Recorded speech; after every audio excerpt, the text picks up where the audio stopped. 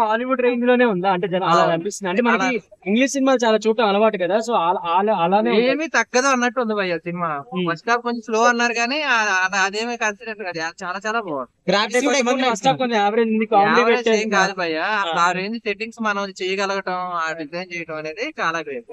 So 600 crores budget అనుకుంటా అంటే collections అలానే వస్తాయి ఎలా డెఫినెట్ గా వస్తాయి భయ్య. అంతకు మంచిగా వస్తాయి. పర్ఫార్మెన్స్ ఉన్నాయి ప్రభాస్ గారిది కానీ అందరిది చాలా చాలా బాగుంది. ఇంకా ఎండింగ్ సీక్వెన్స్ అయితే ఇంకా అంతే. సో పార్ట్ 2 కి ఏమైనా లీడ్ వదిలేసారు ఇక్కడ అన్నిటికీ ఇంకా పార్ట్ 2, 3, 4 ఎన్ని ఉంటాయో తెలియదేమో. అంత అంత స్కోప్ ఉంది సినిమాకి. చాలా మంది ఏంటంటే వీటి గురించి తెలుసుకొని వెళ్తే బెస్ట్ ఏమో సినిమా అర్థం అవుతుందని అన్నారు అలా ఏం లేదా సినిమా రేటింగ్ అంటే మీరు ఎంత ఇస్తారు brother? 5 out of 5 out of 5 ఇచ్చుకుంటాను. ఓకే ఎందుకంటే ఇలాంటి అటెంప్ట్ చేయటమే గ్రేట్ ఎప్పుడైనా సరే. ఓకే ఈ సినిమాతో హాలీవుడ్ లో ప్రభాస్ మార్కెట్ అయితే స్టార్ట్ అవుతుంది. మన హాలీవుడ్ వెళ్ళక్కర్లేదు, ఇక్కడ ఉంటేనే బాగుంటుంది. Thank you brother.